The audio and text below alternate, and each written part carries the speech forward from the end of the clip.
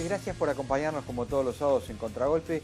Hoy vamos a recibir a una figura política que tiene una parábola especial porque viene del radicalismo, de la juventud radical, y que hoy claramente está en el espacio, digamos, del peronismo, panperonismo, Frente para la Victoria, kirchnerismo, él que lo explique con más detalle. Pero además es un amigo porque tengo una muy buena experiencia con él. Hicimos un año de televisión en un programa que se llamaba Lifting de Noticias, también por Metro, y que tenía la idea de plantear algunos temas y discutirlos dentro de lo que es la televisión con la mayor profundidad posible. Y de ahí quedó una buena amistad. Así que vamos a charlar en un ratito con Leandro Santoro. En un minuto venimos y hacemos Contragolpe, como siempre, para discutir los temas de la actualidad y alguna reflexión un poco más extendida.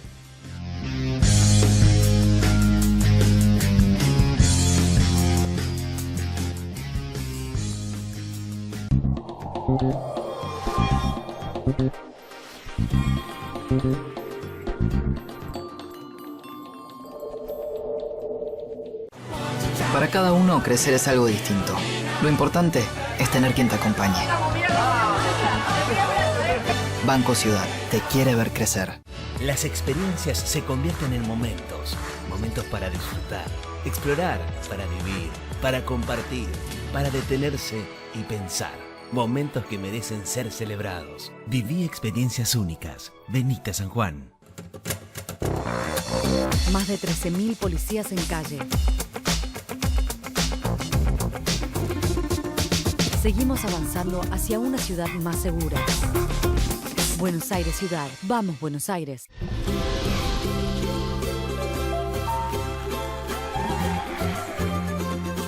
Hola, bienvenido.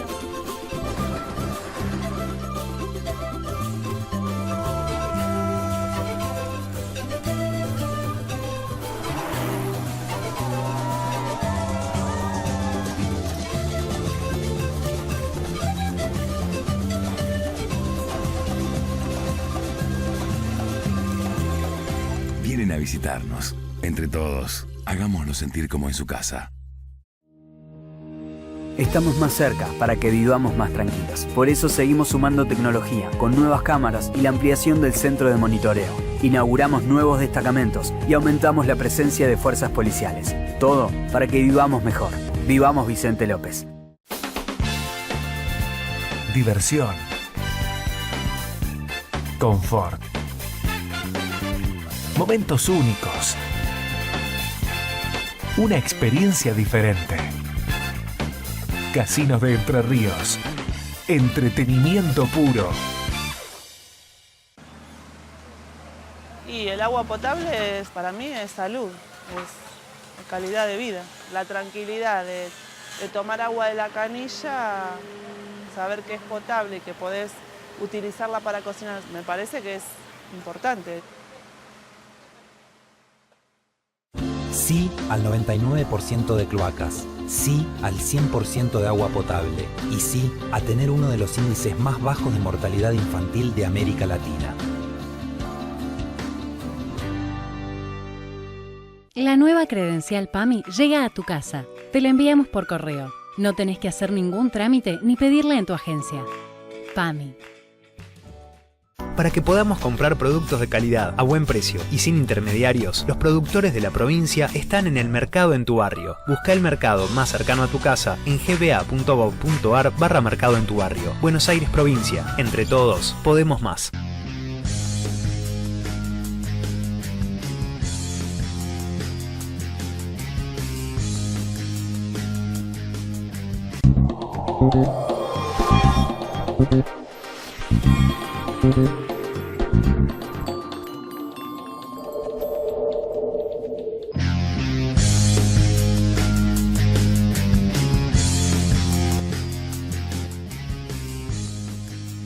Bueno, Leandro, gracias por venir a visitarnos en Contragolpe, otro formato, pero siempre tratando de guardar algún espacio para la reflexión. Muy elegante y muy tranquilo, como es tu costumbre. Bueno, gracias. Bueno, mira, vamos a entrar de lleno en la rabiosa actualidad. Vos tenés una experiencia, venís del radicalismo, y hoy si tuvieras que definir el espacio donde te encontrás, ¿Va más allá del kirchnerismo? ¿Es el kirchnerismo exclusivamente? No, yo creo que es un espacio que condensa identidades culturales muy fuertes de la Argentina, que tiene un liderazgo muy claro en Cristina. Pero el kirchnerismo no es un espacio solamente peronista. Es un espacio donde hay muchos militantes que vienen del radicalismo y del alfonsinismo. Yo le decía a un amigo recién que me acompañó hasta acá, te sorprendería si me acompañás a un acto en la provincia de Buenos Aires, la cantidad de gente que me dice, yo milité en la UCR, milité en la Coordinadora, milité en el alfonsinismo y hoy milito en Unidad Ciudadana. Hay un sector importante de la izquierda nacional y hay un grupo de gente muy fuerte, Roberto, que se incorpora a la política a través de la experiencia de Cristina, del gobierno de Cristina, fundamentalmente después de la muerte de Néstor, que es lo que nosotros en la jerga llamamos el kirchnerismo silvestre, ¿viste? Gente que no es ni radical ni peronista, o que por ahí pasó en algún momento de su vida por alguna experiencia militante, pero que se identifica con Cristina. Eso es la identidad política que hoy representa Unidad Ciudadana y que claramente conduce Cristina Fernández.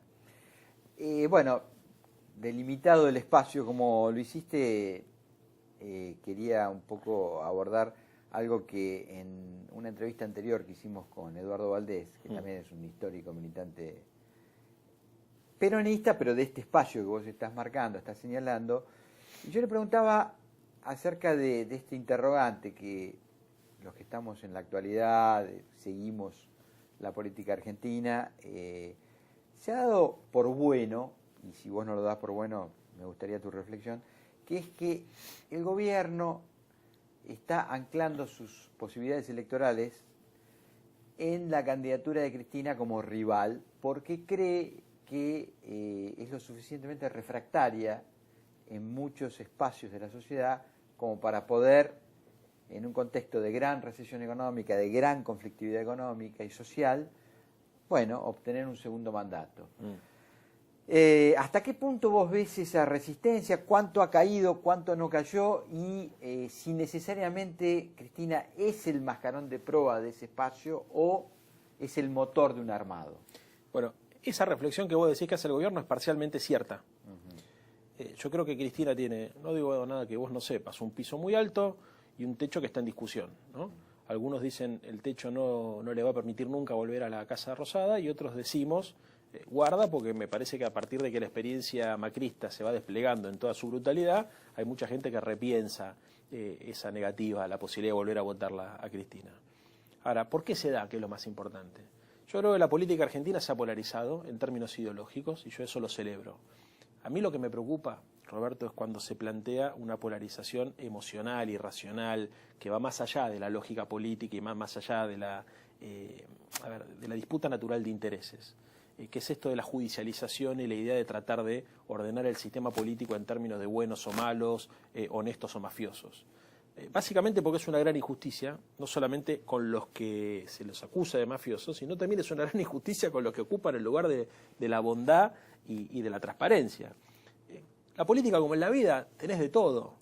Yo no soy de los que piensan que los buenos se agrupan en un solo frente político y los malos se agrupan en otro, pero no es que no lo pienso ahora que soy parte de Unidad Ciudadana, no lo pensé nunca en mi vida. O sea, vos en el alfonsinismo tenías personas que hubiesen dado la vida por la democracia y tenías un montón de hijos de puta también.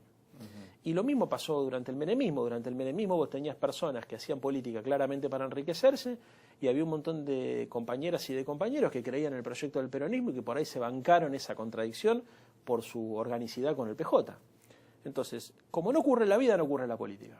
Yo creo que el gobierno lo que trata de hacer es despolitizar el debate y llevarlo a ese terreno, al terreno de la revancha personal, al terreno de la emocionalidad violenta, al terreno de la grieta más criticable, digamos, que es la polarización a partir de prejuicios, a partir de contradicciones históricas que están también ancladas en nuestra identidad política y suponen que con eso les va a alcanzar para ir a la elección. ¿Qué es lo que suponemos nosotros? Que Cristina es la mejor candidata porque llega un sector de la sociedad que ningún otro dirigente de la oposición llega, al conurbano profundo, a la gente de verdad, a la gente que no mira estos programas de televisión, a la gente que no lee los diarios, pero que sabe que las decisiones políticas la afectan en su vida cotidiana. Cuando vos le preguntás con quién está, te dicen que están con Cristina porque tienen el recuerdo de que en su gobierno se los defendió. Y eso es muy difícil de construir. Entonces, a mí que vengan, viste, el cuarteto peronista, decirme que a partir de una operación de marketing van a disputarle a Cristina la base social del peronismo, me causa gracia, porque eso no se construye desde los estudios de televisión ni desde las oficinas de los consultores de Clarín, que es donde se sacaron la foto los 4 compañeros del peronismo amarillo. Eso se construye desde la gestión de gobierno, desde la experiencia histórica, de la coherencia personal. Entonces, yo sé, como creo que sabemos todos, que el poder de Cristina radica esencialmente que se ganó el corazón de un sector de la sociedad que no mira programas de televisión y que no es permeable a las operaciones. Esa es la explicación de por qué nuestro 30% rocoso, digamos, indestructible. La pregunta es si nosotros vamos a lograr, en el transcurrir de los meses, interpelar a la clase media que se benefició con las políticas económicas de Cristina, pero que al mismo tiempo sintió que Macri la representaba mejor y nosotros interpretamos que los 3 años que van de gobierno casi, Macri la empobreció y la excluyó, digamos, de su proyecto de poder. Esa es la disputa para mí, para ver si logramos desde nuestro espacio armar un 40%, un 45% que nos permita volver a poner a una presidenta popular en la Casa Rosada. Pero... ¿Te la hice larga? No, perfecta. No, lo que pasa es que, bueno, son materias opinables y algunas son incluso contrafácticas, porque es que hubiera pasado sí. Ahora, en el que hubiera pasado sí, yo encuentro, por ejemplo, este punto. Cristina en 2011 sacó 54 puntos y Macri en balotaje, y hago la salvedad del balotaje porque habría que ver si ese escenario no estaba... 51. Exactamente, si recogía 51 puntos. Por lo tanto, matemáticamente es concluyente. Hubo gente que en 2011 votó por Cristina y en 2015 votó por Macri. Es decir, que hay un caladero común que alguna vez compartieron. Es más, en el 2011, nosotros lo comprobamos esto en la Facultad de Ciencias Sociales, hubo un porcentaje muy importante de gente que votó a Cristina presidente y a Macri jefe de gobierno. Bueno. Casi un 11% de la sociedad hizo ese corte de boleta. Sí, o sea, no sé, fueron elecciones distintas, digamos, pero votó en esa dirección. Y ya que estás haciendo historia, la relación ahí no era tan crítica y no era tan mala. Yo recuerdo el discurso de Cristina cuando dice, bueno, hablé con el jefe de gobierno Mauricio Macri, él estaba, creo que me dijo en calzoncillos, preparando un discurso. Yo creo que igual hay ese Macri era un Macri más amigable que este Macri que estamos conociendo. Bueno, absolutamente, pero digo, la pregunta es, cuando vos insistís tanto en la candidatura y lo acabás de reflexionar, en que, bueno, volver a poner a Cristina en la Casa Rosada, ¿no es hacerle el juego a la estrategia, digamos, de Durán Barba en el sentido de que quieren que Cristina sea la candidata porque es la que creen que tienen más fácil para resolver? Porque yo digo, y acaba la pregunta, ¿qué es más importante? ¿Elaborar un programa común, digamos, de una serie de puntos que contengan a gente que por ahí... Eso que estás diciendo. Ya sé tu pregunta. ¿Es más importante el programa o el candidato? No sea cosa que por llevar un candidato termine garantizando el triunfo a la derecha. Esa es la pregunta. Bueno, es como dijiste vos en tu pregunta anterior, es contrafáctica.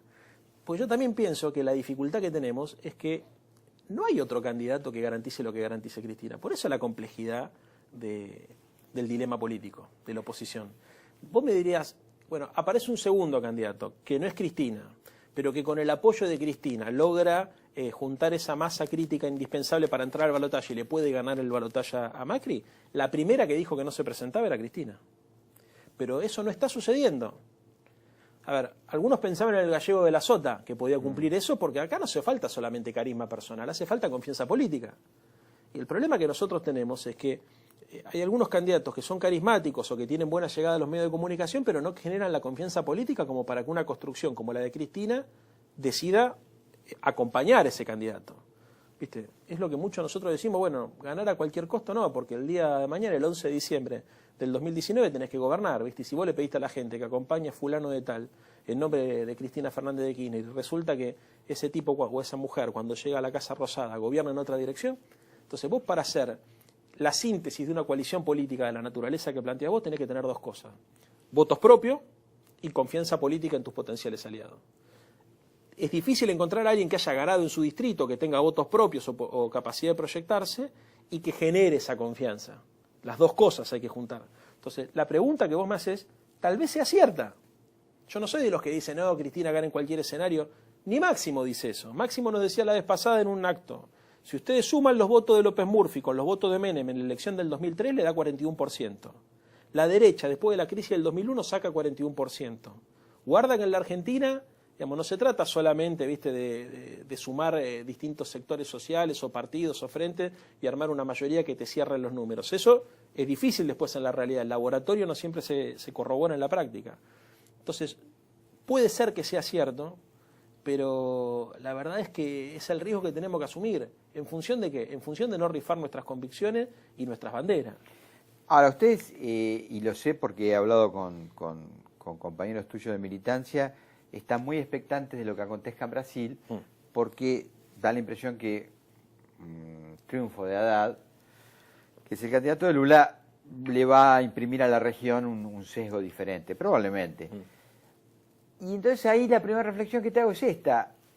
Fíjense cómo Lula, en muy poco tiempo, si lo de Haddad es exitoso, logra una transferencia, bueno, importante.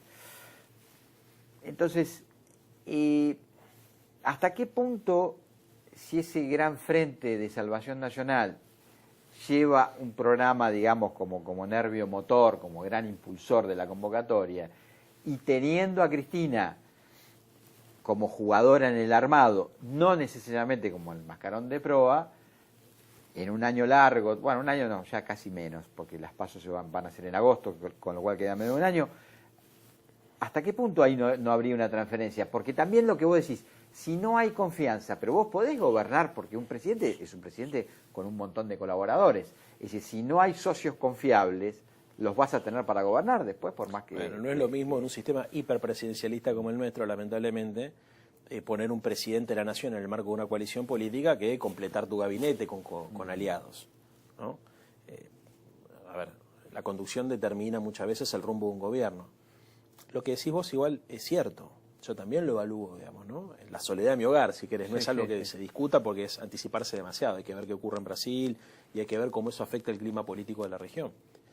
Pero también vuelvo con esto, Robert, ¿quién es el Haddad de Cristina? ¿Viste? Si vos le preguntás a la gente en la calle, a la gente nuestra en la calle, te dicen es Axel. Si le preguntás a la gente nuestra. Si a Axel lo pones en una situación, digamos, de competencia, le pasa algo parecido a lo que le pasa a Cristina, digamos, ¿no es cierto? También tiene ese techo. Ahora, la relación entre Haddad y Lula no es transferible a una persona que Cristina no haya tenido la experiencia de que frente a situaciones de presión defiende los intereses que ella hubiese defendido en su lugar, ¿entendés? O sea, Axel, digamos, para nosotros tuvo como ministro de Economía aciertos y desaciertos como cualquiera, pero frente a la batalla con los buitres se ganó, me parece, el reconocimiento de todos como que es un tipo que expresa el corazón de lo que nosotros queremos como proyecto de país, ¿no? La defensa de la soberanía nacional, los intereses de las mayorías y qué sé yo. Los otros compañeros o las otras compañeras que aparecen como potenciales, digamos, beneficiarios o beneficiarias de ese acuerdo con Cristina, generan duda. A ver, yo, por ejemplo, por Felipe Solá tengo un enorme respeto personal. Me parece uno de los mejores cuadros que tiene la Argentina. Le creo, digamos, cuando habla, me parece que es un tipo sólido, que sabe lo que quiere.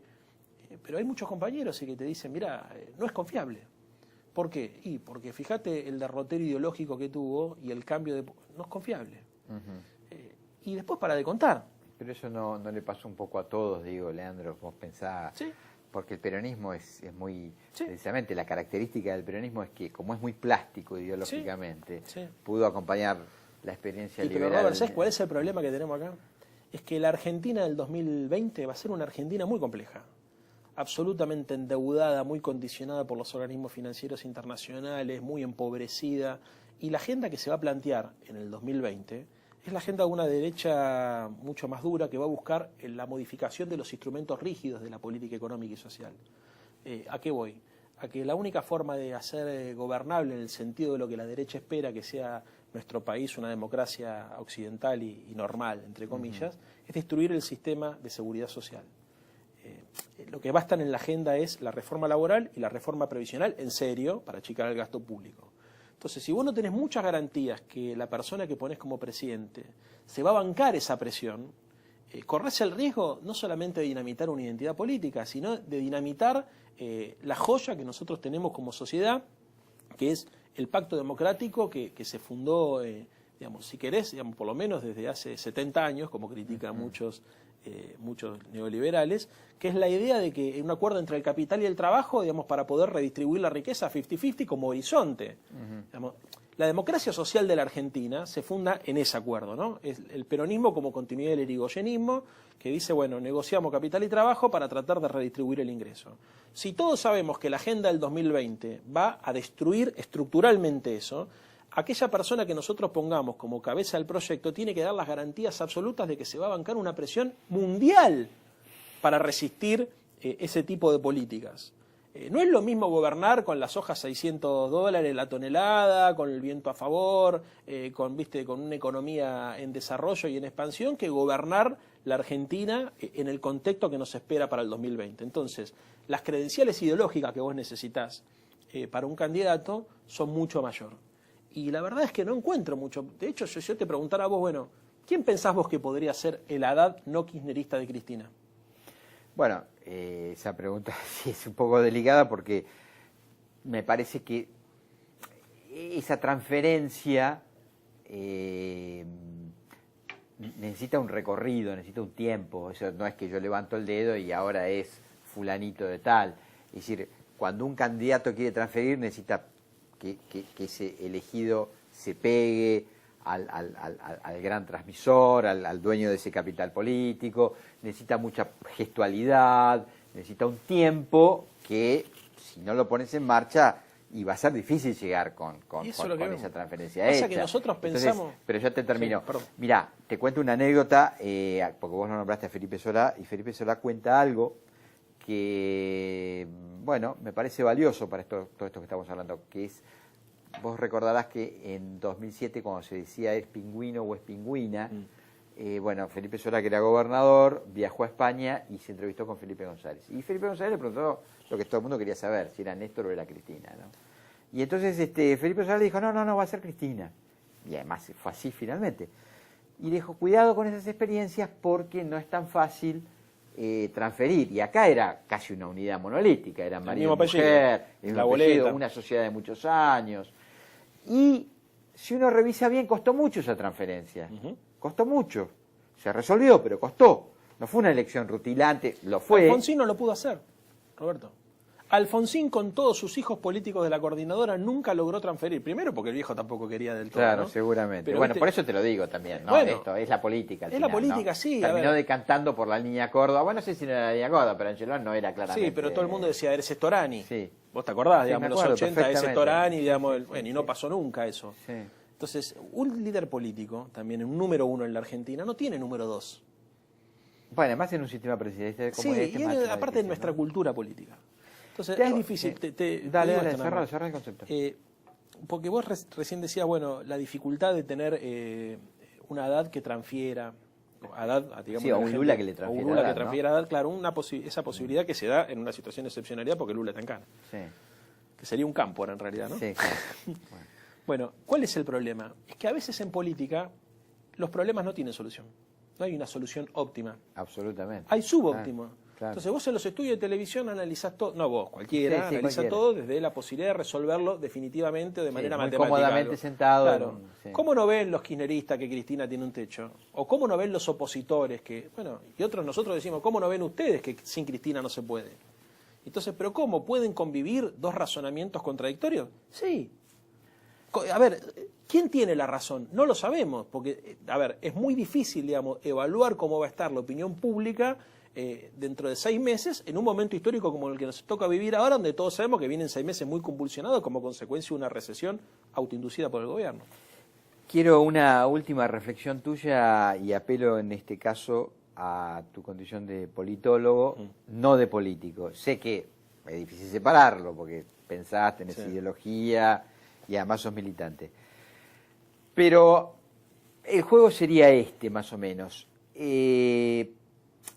La derecha argentina logra algo que no conseguía desde la época, creo yo, de los conservadores, la época del fraude patriótico, que es resolver en términos electorales su acceso al poder, ¿no? Y lo hace con algunas cosas muy interesantes, y evidentemente apelando a un sistema y a un dispositivo comunicacional muy innovador, que ha sido muy exitoso sin duda, y a una experiencia de gestión en la vidriera del país, más en un país que es macrocéfalo como este, le toca administrar la ciudad de Buenos Aires. La opinión pública largamente le adjudica el mote de buenos gestores en todos esos años. Y entonces, bueno, se abría esa expectativa de qué va a ser una experiencia de centro-derecha cuando le toque conducir los destinos del país, llegando por la vía electoral. ¿A vos te da la impresión, viendo todo esto que ha pasado y esta encrucijada en la que se encuentra hoy la República Argentina, que hubo anteojeras ideológicas, que hubo enamoramiento de planteos que son caros a su ideología, o que definitivamente lo único que se impuso ahí es una lógica más de tipo de negocios que respondía a intereses, digamos, corporativos? Pues sí, ¿por qué fracasa la derecha?